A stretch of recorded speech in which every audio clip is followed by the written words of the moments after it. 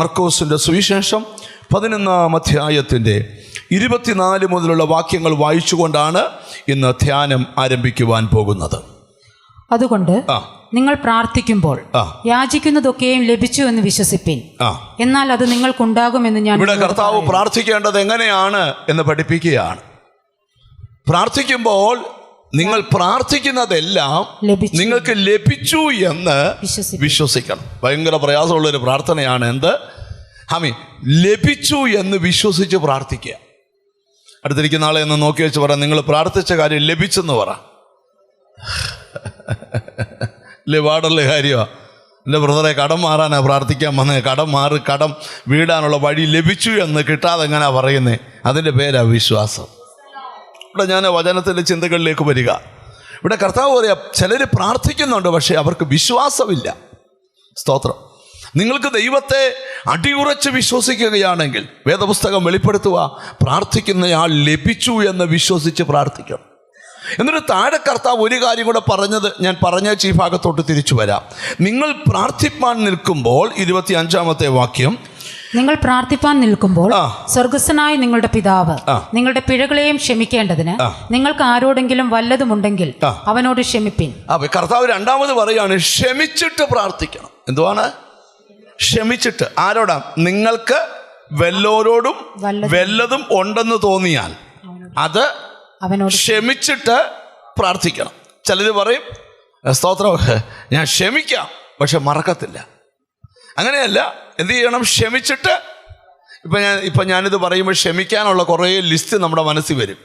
സൂസമ്മയോട് ക്ഷമിക്കാനുണ്ട്, രമണിയോട് ക്ഷമിക്കാനുണ്ട്, ബാബുച്ചാനോട് ക്ഷമിക്കാനുണ്ട്, ത്രേസ്യാമ്മയോട് ക്ഷമിക്കാൻ. ഞാൻ അറിയാവുന്ന കുറച്ച് പേരങ്ങ് പറഞ്ഞതേ ഉള്ളൂ. നിങ്ങൾ ഇങ്ങോട്ട് നോക്ക്. സ്തോത്രം. അപ്പം ഈ പ്രാർത്ഥനയുടെ പ്രത്യേകത കർത്താവ് പറയുക, എങ്ങനെ പ്രാർത്ഥിക്കണം? ക്ഷമിച്ചിട്ട് പ്രാർത്ഥിക്കണം. എങ്ങനെ ക്ഷമിച്ചിട്ട്. ആരോടെങ്കിലുമൊക്കെ വൈരാഗ്യപ്പെട്ടിരിക്കുന്നെങ്കിൽ നമ്മൾ ഈ പ്രാർത്ഥിക്കുന്നവർക്കൊരു കുഴപ്പമുണ്ട്. നമുക്ക് ഭയങ്കര വാശിയാണ്. നമ്മളെ ആരെങ്കിലും ദ്രോഹിച്ചാൽ നമുക്ക് അവരോട് ഭയങ്കര വാശിയാണ്. വാശിയില്ലേ? ഇല്ലേ? തുറന്നു പറ. ഉണ്ട്. നമുക്കൊരാൾ ദ്രോഹം ചെയ്തു, പ്രാർത്ഥിക്കുന്നവരുടെ എന്നാ അങ്ങ് പോട്ടറാന്ന് വെക്കുവോ? ഇല്ല. നമ്മൾ പറയും, ഞാൻ കോടതിയിലൊന്നും പോകത്തില്ല, പക്ഷെ ഞാൻ കൊടുക്കണ്ടിടത്ത് കൊടുക്കും. അതിനർത്ഥം എന്തുവാ? നിന്നെ വെളുപ്പിക്കുമെന്നാ. ഞാനൊരു കാര്യം നിങ്ങളോട് പറയാം. നിങ്ങൾക്കെതിരെ മോശമായിട്ടൊരാൾ പറഞ്ഞതുകൊണ്ടോ നിങ്ങൾ ഒരാൾ ദ്രോഹിക്കുന്നത് കൊണ്ടോ അയാൾ കത്തിപ്പോകത്തൊന്നുമില്ല. അങ്ങനെ അന്നേ കേരള എന്നേ കത്തിപ്പോയിന്. അത് ശ്രദ്ധിക്കടാ. എന്നെ ഒരാൾ ദ്രോഹിച്ചാൽ ആ ദ്രോഹിക്കുന്ന ആൾക്ക് വേണ്ടി ഒരിക്കൽ പോലും ഞാൻ പ്രാർത്ഥിക്കാറില്ല. കർത്താവേ, എന്നെ ദ്രോഹിച്ചു, കർത്താവ് കാണിച്ചു കൊടുക്കണം ഞാൻ ആരാന്ന്. അങ്ങനൊന്നും പ്രാർത്ഥിച്ചു കളയരുത്. ദ്രോഹിക്കുന്നേ അവൻ്റെ ജോലി, അവൻ ചെയ്യട്ടെന്നേ. നിന്റെ ജോലി നീ ചെയ്യ. ഇടമിണ്ടുന്നില്ല. മനസ്സിലായോ? നിന്നെ ഒരാൾ ഉപദ്രവിക്കുക, അവൻ ഉപദ്രവിക്കട്ടെന്നേ. അതിന്റെ മുമ്പിൽ നിൽക്കാനുള്ള കൃപ ദൈവം തരുമെന്ന്. മനസ്സിലായോ നിങ്ങൾക്ക്? അപ്പം മറ്റുള്ളവരോടുള്ള കാര്യങ്ങൾ നമ്മൾ എന്ത് ചെയ്യണം? ക്ഷമിക്കണം. വർഷങ്ങൾ പഴക്കമുള്ള കാര്യങ്ങൾ എന്ത് ചെയ്യണം? ക്ഷമിക്കണം. എന്ന് പറഞ്ഞാൽ ഇന്ന് യോഗം കഴിഞ്ഞ് അവരുടെ വീട്ടിൽ ചെന്നേച്ച് ഞാൻ ക്ഷമിച്ചടാ എന്ന് പറഞ്ഞ് കെട്ടിപ്പിടിക്കണമെന്നൊന്നും ഞാൻ പറഞ്ഞില്ല.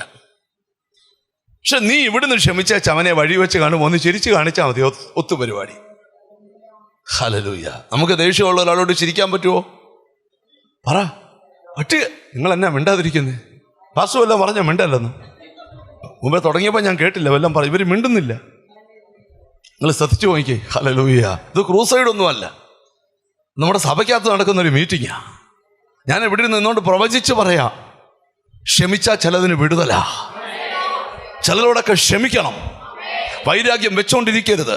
10 വർഷമായി വെച്ചോണ്ടിരിക്കരുത്.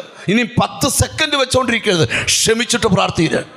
നിനക്കൊരു തടസ്സം കിടപ്പുണ്ട്, അത് ക്ഷമയാമോ ഉണ്ടാകേണ്ടി. ആ തടസ്സം ഇന്ന് നീ പൊട്ടിച്ചു തന്നാൽ നിന്റെ വീടിനകത്ത് മഹാത്ഭുതങ്ങൾ സംഭവിക്കും.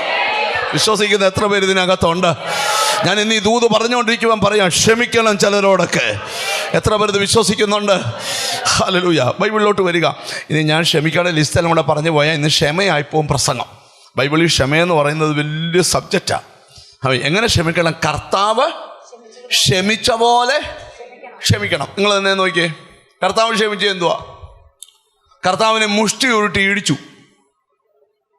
ഞാൻ ദൈവമാടാ, ഇപ്പം നിന്നെ കത്തിക്കാന്ന് പറഞ്ഞ് കത്തിക്കായിരുന്നു. വല്ലതും ചെയ്തോ? പിടികൊണ്ട് കർത്താവ് മുൾക്കിരീടം വെച്ചു. അവൻ്റെ തലയില്ലാതാക്കാൻ കർത്താവിന് പറ്റും. പക്ഷേ അത് സഹിച്ച് നിന്നെ ഓർത്തപ്പോൾ നിങ്ങൾ ശ്രദ്ധിക്കണം. ചാട്ടവാറിന് അടിയേറ്റു. ആ ചാട്ടവാറ് പിടിക്കാൻ അവൻ്റെ കൈക്ക് ബലം കൊടുത്ത ദൈവമാണ്.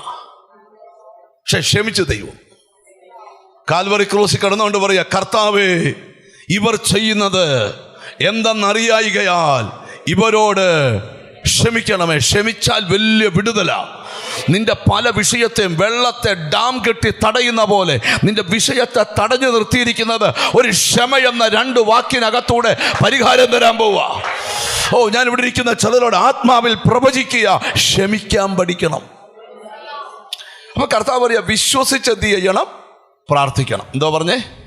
എല്ലാവരും കൂടെ എന്താ പറഞ്ഞേ? എന്ത് ചെയ്യണം? വിശ്വസിച്ച് പ്രാർത്ഥിക്കണം. ഞാൻ ഒരു വെളിപ്പാട് നിങ്ങളോട് പറയാം. വിശ്വസിച്ച് പ്രാർത്ഥിച്ച ഭയങ്കര വിടുതല. ഹല്ലേലൂയ. ഇന്ന് പ്രാർത്ഥനയുടെ അടുത്ത തലത്തിലേക്ക് കയറണം. നിന്നെ തോപ്പിക്കുമെന്ന് ചിലർ മത്സരിക്കുന്നുണ്ട്. പക്ഷേ നീ തോക്കത്തില്ല. നിന്നെ തോപ്പിക്കുമെന്ന് പറഞ്ഞവർ തോറ്റുപോകത്തേ ഉള്ളൂ. കാരണം എന്താ? നിന്റെ അകത്ത് പ്രാർത്ഥനയുടെ ആത്മാവുണ്ട്. നിന്റെ അകത്ത് പ്രാർത്ഥനയെന്ന കൃപാവരമുണ്ട്. നിന്റെ അകത്ത് പ്രാർത്ഥനയുടെ അഭിഷേകമുണ്ട്. നീ വിശ്വസിക്കുവാൻ തയ്യാറായാൽ പ്രാർത്ഥന കൊണ്ട് പലതിനെയും ജയിക്കാൻ പറ്റും. സ്തോത്രം. എങ്ങനെ പ്രാർത്ഥിക്കണം? വിശ്വസിച്ച് പ്രാർത്ഥിക്കണം. എങ്ങനെ പ്രാർത്ഥിക്കണം? ഈ ഏറ്റവും കൂടുതൽ വിശ്വാസം പൗലോസിൻ്റെ ഇതര ലേഖനങ്ങൾക്കകത്താണ് ഏറ്റവും വലിയ വിശ്വാസം. എലിയാവെന്ന് പറയുന്ന ഒരു മനുഷ്യനെ കുറിച്ച് വേദപുസ്തകത്തിലുണ്ട്, വായിക്കാൻ സമയം എടുക്കുന്നില്ല. അവൻ ആഹാബ് രാജാവിനോട് പറഞ്ഞു, വലിയ മഴയുടെ മുഴക്കം ഞാൻ കേൾക്കുന്നുണ്ട്. ആഹാബ് പറഞ്ഞു, ഇവിടെ ഒന്നും ഇല്ലല്ലോ, 6 മാസമായി മഴ പെയ്തിട്ടില്ല. എലിയ പറഞ്ഞ, അല്ല, വലിയ മഴയുടെ മുഴക്കം എനിക്കു കേൾക്കാം. ഞാനൊരു കാര്യം പറയാം, നാട്ടുകാർ കേൾക്കുന്നത് കേൾക്കാനല്ല നിന്നെ വിളിച്ചത്. അവരാരും കേൾക്കാത്തതും നിന്റെ കാതിൽ കേൾക്കണം. ഒരാമയും വരുന്നില്ല. നിന്റെ കാതിൽ സാത്താൻ സംസാരിക്കുന്നതല്ല കേൾക്കേണ്ടത്, നിന്റെ കാതിൽ ദൈവം സംസാരിക്കുന്നത് കേൾക്കണം. എത്ര പേര് റെഡിയാണ് ദൈവശബ്ദം കേൾക്കാൻ? ഇന്നിവിടുന്ന് എഴുന്നേറ്റ് പോകുന്നതിന് മുമ്പ് നിന്റെ കാതുകളിൽ ആ ശബ്ദം കേൾക്കണം. നിങ്ങൾക്കറിയാം, 3 ശബ്ദങ്ങൾ ഈ പ്രപഞ്ചത്തിലുണ്ട്. 1 സാത്താൻ്റെ ശബ്ദം, 2 മനുഷ്യൻ്റെ ശബ്ദം, 3 ദൈവത്തിൻ്റെ ശബ്ദം. സ്തോത്രം. സാത്താൻ്റെ ശബ്ദത്തെക്കുറിച്ച് ബൈബിളിൽ പറയുന്നത്, നിന്റെ പ്രതിയോഗിയായ പിശാച് അലറുന്ന സിംഹം എന്നവണ്ണം. അപ്പോൾ സാത്താൻ സംസാരിക്കുന്നത് എങ്ങനെയാണ്? സിംഹതുല്യമായ പ്രൗഢിയോടാണ്. മനുഷ്യനെ കുറിച്ച് 22-ാം സങ്കീർത്തനം മശീയ സങ്കീർത്തനം എഴുതിയിട്ടുണ്ട്, ബുഭിക്ഷതയോടെ അലറുന്ന സിംഹം പോലെ. മനുഷ്യനെ എഴുതിയിരിക്കുന്ന സിംഹത്തോടാണ്. അപ്പോൾ മനുഷ്യൻ എന്ന സിംഹവും പിശാച് എന്ന സിംഹവും നിനക്കെതിരെ അലറുമ്പോൾ, അട്ടഹസിക്കുമ്പോൾ പ്രാർത്ഥിക്കുന്ന നീ പേടിക്കാത്ത എന്നാന്നറിയാമോ? നീ പ്രാർത്ഥനാ മുറിയിൽ മറ്റൊരു സിംഹത്തിൻ്റെ ശബ്ദം കേൾക്കുന്നുണ്ട്. അതാരുടെയാ? യഹൂദ ഗോത്രത്തിൻ്റെ സിംഹം. നിന്നെ പലരും ഭയപ്പെടുത്താൻ ശ്രമിക്കുമ്പോൾ യേശുവിൻ്റെ ആത്മാവ് പറയുക, നീ ഭയപ്പെടുകയില്ല. അതിന്റെ കാരണം നിന്റെ അകത്ത് ആ ശക്തി വ്യാപരിക്കുക, നിന്റെ അകത്ത് അഭിഷേകം വ്യാപരിക്കുക.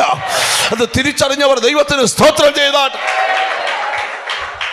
ചെറുടെ ഗഹനമായിട്ട് നമുക്ക് ഈ സന്ദേശത്തെ കൊണ്ടുപോകാം. എനിക്കറിയാം, അല്പം കൂടെ കഴിയുമ്പം ഇവിടെ വലിയ ദൈവപ്രവർത്തികളെ ദൈവം തുറന്നു വിടും.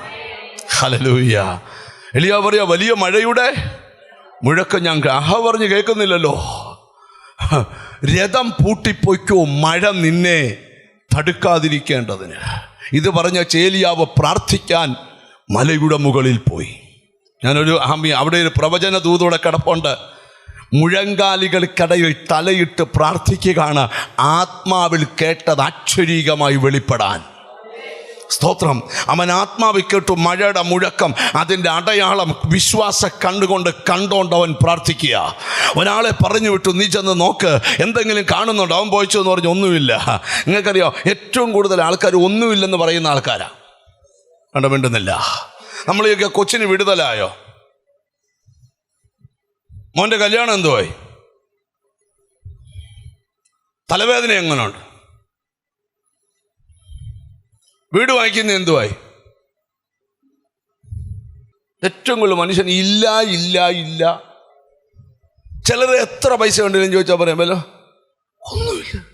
ഞാൻ ചോദിക്കുകയാണേ, ഇല്ലെന്ന് പറഞ്ഞെന്ന് ആരെങ്കിലും തരുമോ? ഉണ്ടെന്ന് പറഞ്ഞ് ആർക്കെങ്കിലും കൊടുക്കണോ? എന്നാൽ പിന്നെ ദൈവം നിന്നെ അനുഗ്രഹിച്ചെന്നങ്ങ് പറയല്ലോ. എന്നാ മിണ്ടാത്തെ?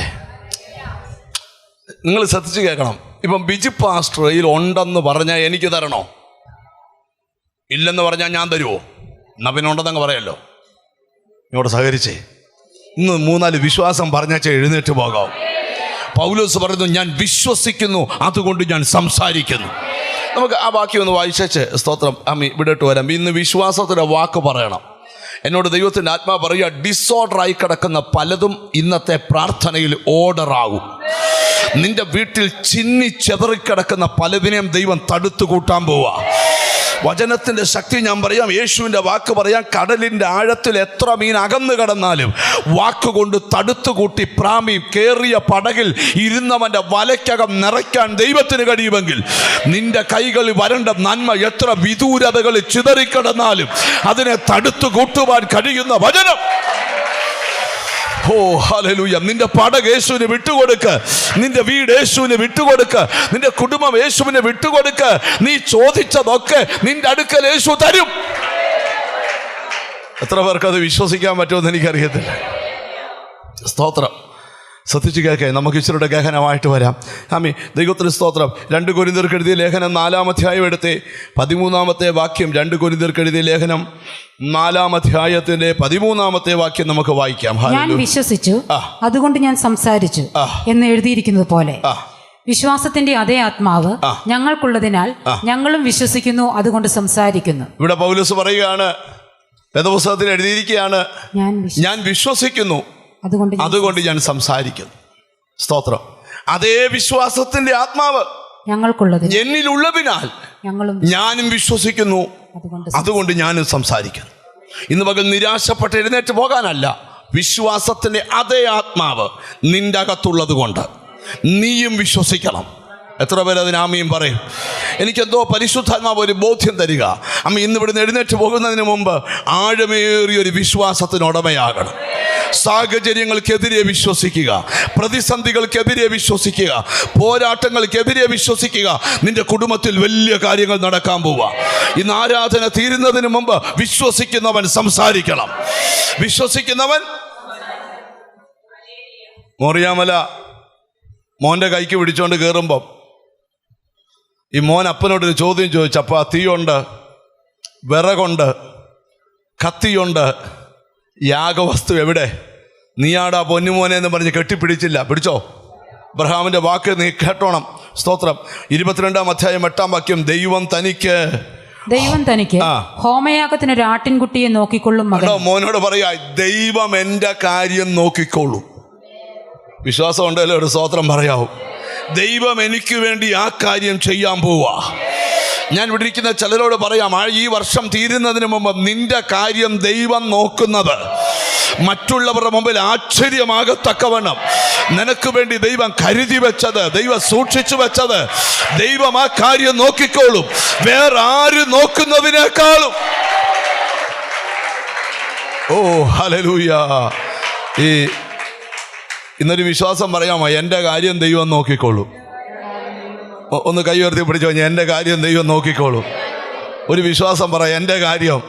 നിന്നെ ഓർത്ത് നാട്ടുകാർക്ക് ഇച്ചിരി ആശങ്കയുണ്ട്, അവിടെ വീട്ടിൽ എന്തോ ആവും. ഒന്നും ആകത്തില്ല, എൻ്റെ കാര്യം ദൈവം നോക്കിക്കോളും. ജീസസ്. വിശ്വാസം പറഞ്ഞ് മല കയറിയവൻ മറുപടി കയ്യെ പിടിച്ചോണ്ട് ഇറങ്ങി വരികയാ. ഞാൻ ഇന്ന് ഈ ആരാധന നടക്കുമ്പോൾ പറയാം, ഇന്ന് ഇങ്ങോട്ട് വന്ന് സ്റ്റെപ്പ് കയറി വന്നത് വിശ്വാസം പറഞ്ഞാണെങ്കിൽ മറുപടി ഞാൻ കൈക്ക് പിടിച്ചോണ്ട് തിരിച്ചു പോകാൻ. ഓ യേശുവിൻ്റെ നാമത്തിൽ വിശ്വസിക്കുന്ന നിന്റെ അകത്ത് ആ പ്രവൃത്തി നടക്കാൻ പോകുകയാ. വിശ്വസിക്കുന്ന നിന്റെ കുടുംബത്തിൽ ആ പ്രവൃത്തി നടക്കാൻ പോകുകയാ. വിശ്വസിക്കുന്ന നിന്റെ തലമുറയിൽ. ഓ ഇന്നൊരു വിശ്വാസം പറയാമോ? പൗലോസ് തിമോത്തിയോസിനോട് പറയുന്നൊരു കാര്യമുണ്ട്. സ്തോത്രം.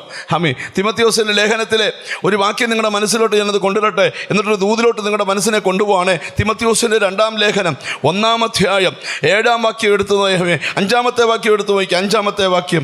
വിശ്വാസം ആദ്യം നിന്റെ വലിയമ്മ ലോവീസിലും അമ്മ യുനീക്കയിലും ഉണ്ടായിരുന്നു, നിന്നിലും ഉണ്ടെന്ന് ഞാൻ ഉറച്ചിരിക്കുന്നു. തിമോത്തിയോസേ, നിന്റെ അകത്തൊരു വിശ്വാസമുണ്ട്. അത് നിന്റെ വലിയമ്മയിലുണ്ടായിരുന്നു, നിന്റെ അമ്മയിലുണ്ടായിരുന്നു, നിന്നിലും ഉണ്ടായിരുന്നു. ഒന്നുകൂടെ വായിച്ചു കേൾപ്പിച്ച്.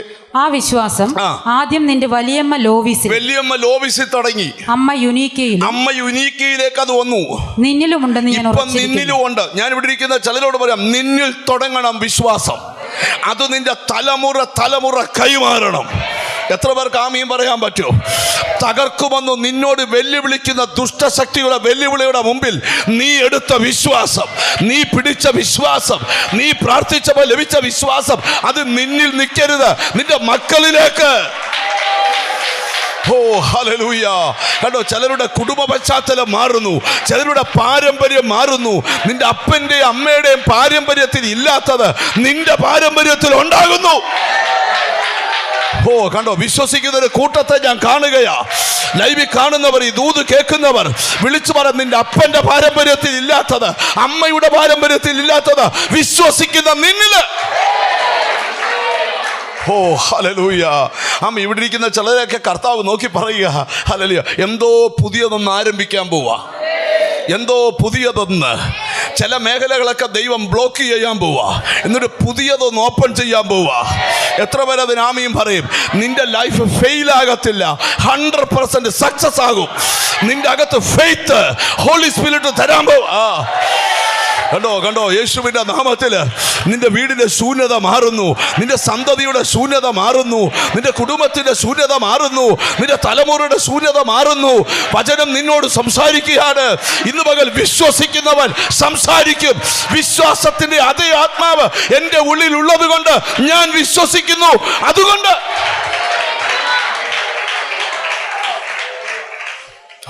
എനിക്ക് ദൈവം വലിയ ബോധ്യം തരിക. എനിക്ക് ഇവിടെ ഇരിക്കുന്ന ചിലരോടൊക്കെ കർത്താവിൻ്റെ ആത്മാവ് പറയുക, ഒട്ടും കുലുങ്ങണ്ട. നിങ്ങളുടെ പാരമ്പര്യത്തിൽ ഒന്നുമില്ലാത്തൊരു കാര്യം യേശുവിൻ്റെ പാരമ്പര്യത്തിൽ നിന്ന് വരാൻ പോവാ. എത്ര പേർക്ക് വിശ്വാസമുണ്ട്? നിന്റെ വല്യമ്മ ലോവിസിലും നിന്റെ അമ്മ യുനീക്കയിലും നിന്നിലും ഉള്ള വിശ്വാസം, നല്ല പേരൊക്കെ ഉണ്ടപ്പം പഠിച്ചു വെച്ചോണം. ദൈവത്തിന് സ്തോത്രം. നിന്റെ വല്യമ്മ ലോവിസിലും നിന്റെ അമ്മ യുനീക്കയിലും നിന്നിലും ആ വിശ്വാസമുണ്ട് എന്ന് ഞാൻ ഉറച്ചിരിക്കുക. എന്നിട്ട് അടുത്തുള്ള വായിച്ചു നോക്കി. ഹല്ലേലൂയ. അതുകൊണ്ട് എന്റെ കൈവെപ്പിനാൽ നിന്നിലുള്ള കൃപാവരം ജ്വലിപ്പിക്കണമെന്ന് നിന്നെ ഓർമ്മപ്പെടുത്തുന്നു. ഞാൻ ഇവിടെ ഇരിക്കുന്ന ചിലരോട് ദൈവത്തിന്റെ ദൂത് പറയാം, വിശ്വസിക്കുന്നവരുടെ മേൽ കൃപാവരങ്ങൾ വരുന്നത്. നിനക്ക് എത്ര പേർക്ക് ആമീൻ പറയാൻ പറ്റും? ഇന്ന് ഇവിടെ ഇരിക്കുന്ന ചിലരോട് പറയാം, നിന്റെ കുടുംബത്തിൽ ആർക്കുമില്ലാത്തൊരു കാര്യം നിന്റെ കുടുംബത്തിൽ തുടങ്ങാൻ പോവാ. ഓ ഹല്ലേലൂയ. എന്തിനാ? തകർക്കാൻ വേണ്ടിയല്ല. ഞാനൊരു സ്തോത്രം, ഒത്തിരി ഫാമിലിയുള്ളൊരു വീട്ടിൽ ജനിച്ചു വളർന്നേ. സ്തോത്രം. 100 കണക്കിന് ഏക്കർ സ്ഥലത്ത് ഞങ്ങൾ ഒന്നിച്ച് ഇങ്ങനെ താമസിക്കുക. ഒരു കള്ളൻ പോലും ഒരു വീട്ടിൽ കയറിയാൽ ഓടിപ്പോയാൽ അപ്പുറത്തെ വീട്ടിൽ ഫോൺ വിളിച്ച് പറഞ്ഞാൽ പോലും അവനെ പിടിക്കാൻ പറ്റും. അത് ഒരു വീട്ടുകാരും ഇടയ്ക്കില്ല. അതിനിടയ്ക്ക് വെച്ചാണ് ഞാൻ യേശുവിനെ കണ്ടുമുട്ടിയത്. ഹല്ലേലൂയ. എൻ്റെ കുടുംബത്തിൽ ആർക്കുമില്ലാത്തൊരു അനുഗ്രഹം എൻ്റെ കുടുംബത്തിൽ ഇറങ്ങി. അതിന്റെ കാരണം എന്നാണെന്നറിയാമോ? സ്തോത്രം. ആർക്കുമില്ലാത്തൊരു വിശ്വാസം എന്നിൽ തുടങ്ങി. ഇന്ന് ഞാൻ വിശ്വസിക്കുന്ന യേശുവിലാ എൻ്റെ കുഞ്ഞുങ്ങൾ വിശ്വസിക്കുന്നത്, അവരുടെ പിള്ളേരും വിശ്വസിക്കുന്ന ആ യേശുവിലാ. ഞാൻ ഇവിടെ ഇരിക്കുന്ന ചിലരോട് ദൈവത്തിന്റെ ദൂത് പറയാം, വിശ്വസിക്കുന്ന നിന്നിലൂടെ പുതിയൊരു പാരമ്പര്യം രൂപപ്പെടാൻ പോവാ. ഹല്ലേലൂയ. ഒരു ചോദ്യം ഞാൻ ചോദിക്കാം, സാഹചര്യങ്ങൾക്കെതിരെ ഒരു വാക്ക് വിശ്വസിക്കാൻ നീ തയ്യാറാണോ?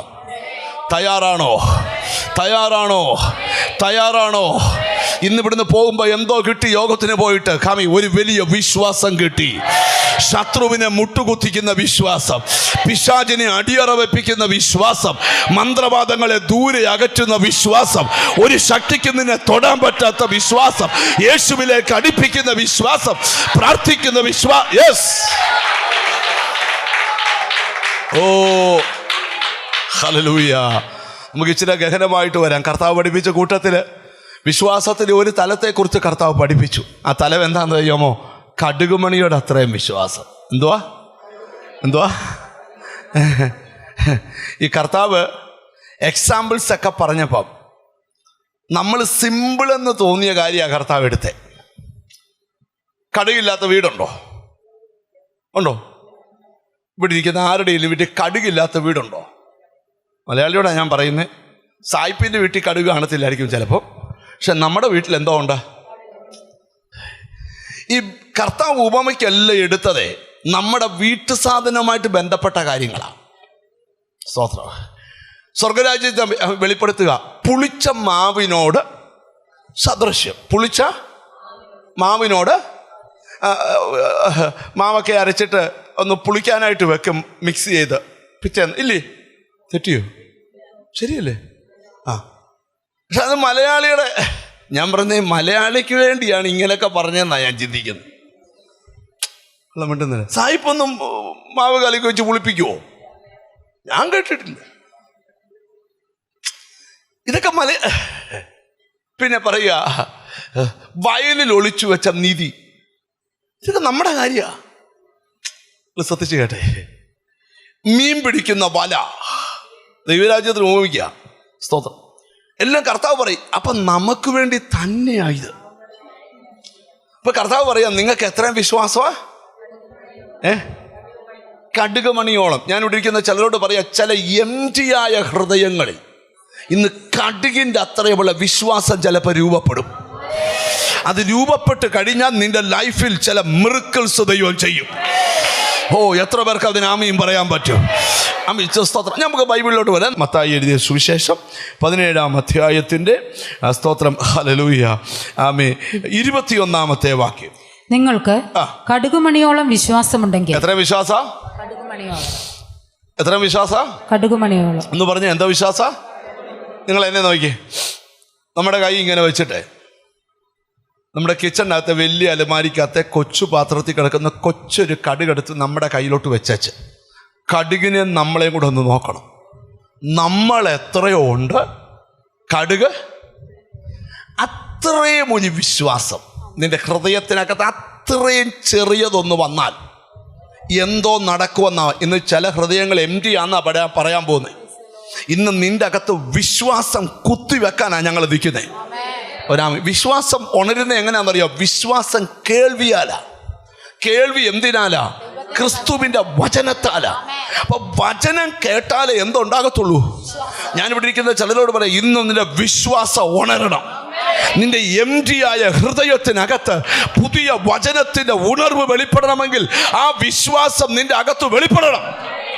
നിങ്ങൾ ശ്രദ്ധിച്ചേ, ആ വാക്യം വായിക്കാം. നിങ്ങൾക്ക് കടുകുമണിയോളം വിശ്വാസമുണ്ടെങ്കിൽ ഈ മലയോട് ഇവിടെ നിന്ന് അങ്ങോട്ട് നീങ്ങുക എന്ന് പറഞ്ഞാൽ അത് നീങ്ങും. നിങ്ങൾ എന്നെ നോക്കണം. നിങ്ങൾക്ക് കടുകുമണിയോളം വിശ്വാസം ഉണ്ടെങ്കിൽ ഈ മലയോട്. അപ്പൊ ഇവർക്ക് എത്രയും പോലും ഇല്ല.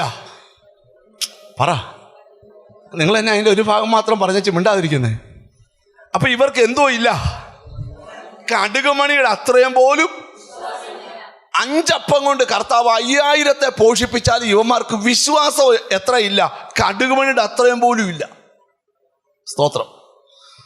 എത്ര അത്ഭുതം കണ്ടാലും വിശ്വാസം വരണമെന്ന് നിർബന്ധമില്ല. പക്ഷെ വിശ്വാസം അകത്തുണ്ടായാൽ, ഗ്ലോറി ടു ഗോഡ്, നിന്റെ ലൈഫിൽ വലിയ കാര്യങ്ങൾ നടക്കും. ഇനി കർത്താവ് പറഞ്ഞ വാക്യത്തിലോട്ട് നമുക്ക് വരാം. നിങ്ങൾക്ക് കടുകുമണിയോളം വിശ്വാസമുണ്ടെങ്കിൽ ഈ മലയോട് ഇവിടെ നിന്ന് അങ്ങോട്ട് നീങ്ങുക എന്ന് പറഞ്ഞാൽ അത് നീങ്ങും. നിങ്ങൾ ശ്രദ്ധിച്ചു കേൾക്കണം. അതിനർത്ഥം എന്നാണെന്നറിയോ? നമ്മളിവിടെ ചെന്ന് പഞ്ചായത്തിലെ മുഴുവൻ ഇടുക്കിയിലോട്ട് ചെന്നിട്ട് ആ മലയെല്ലാം കൂടെ അങ്ങോട്ട് മാറി മുണ്ടക്കയത്തോട്ട് പോട്ടെന്ന് പറഞ്ഞാൽ പോവോ? സരി.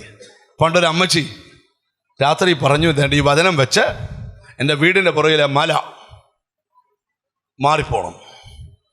വെളുപ്പിനെ അമ്മച്ചി ടോർച്ച് അടിച്ചപ്പോഴേ പറഞ്ഞു, എനിക്ക് അല്ലേലും അറിയാൻ പോകത്തില്ലെന്ന്. എനിക്ക് അങ്ങോട്ട് സഹകരിക്കാം, അല്ലേലും അറിയാം. എന്നാ പിന്നെ എന്തിനാ പറയുന്നേ? എവിടെ അതിൻ്റെ പ്രശ്നമെന്നറിയോ?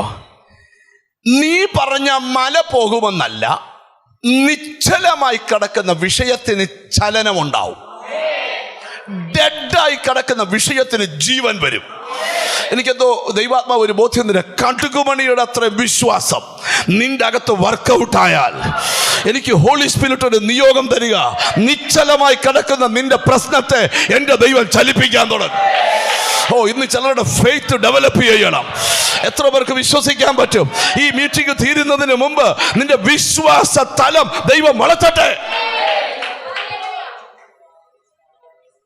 ആ പച്ച ഷർട്ടിട്ട് അച്ഛനത് കൈവെക്കോ. അച്ഛൻ്റെ അടുക്കൽ കർത്താവ് വന്ന് നിൽക്കുക. കർത്താവ് എന്നിട്ടൊരു കാര്യം പറയുക. നിന്റെ വീട്ടിൽ വലിയ കാര്യങ്ങൾ നടക്കാൻ പോവാ. നിനക്ക് പോലും വിശ്വസിക്കാൻ പറ്റാത്ത കാര്യങ്ങൾ നീ കൈ ഉയർത്തി പിടിച്ചുകൊണ്ടിരിക്കുമ്പോൾ, ഗ്ലോറി ടു ഗോഡ്, നിങ്ങളെ തടഞ്ഞു നിർത്തിയിരിക്കുന്ന പല കറുത്ത ശക്തികളും നിങ്ങളുടെ വീട്ടിൽ നിന്ന് തന്നെ പടിയിറങ്ങാൻ പോവാ. നിനക്ക് പോലും വിശ്വസിക്കാൻ പറ്റാത്ത കാര്യങ്ങൾ നിന്റെ കൂടാരത്തിനകത്ത് നടക്കാൻ പോവാ. ഇന്ന് തൊട്ട് 94 ദിവസം തികയുന്നതിന് മുമ്പ് നിന്നെ പകയ്ക്കുന്നവർ കണ്ടു ലജ്ജിക്കേണ്ടതിന് നന്മയ്ക്കായി ഒരു അടയാളം നിനക്ക് തന്ന് നിന്ന ഉരുട്ടി മാറ്റി നിന്റെ വീടൊരു വിരുന്ന് വീടിന് തുല്യമാക്കി മാറ്റുവാൻ സ്വർഗം ഡേറ്റ് കുറിക്കുന്നു. ചിലരുടെ അകത്തെ വിശ്വാസം വർക്ക് ചെയ്ത് തുടങ്ങട്ടെ. ചിലരുടെ അകത്തെ വിശ്വാസം വർക്ക് ചെയ്ത് തുടങ്ങട്ടെ. എനിക്കെന്തോ ദൈവാത്മാവ് പറയാം, നിശ്ചലമായ പലതും ഇന്നത്തെ പ്രാർത്ഥനയിൽ ചലിക്കും. നിശ്ചലമായ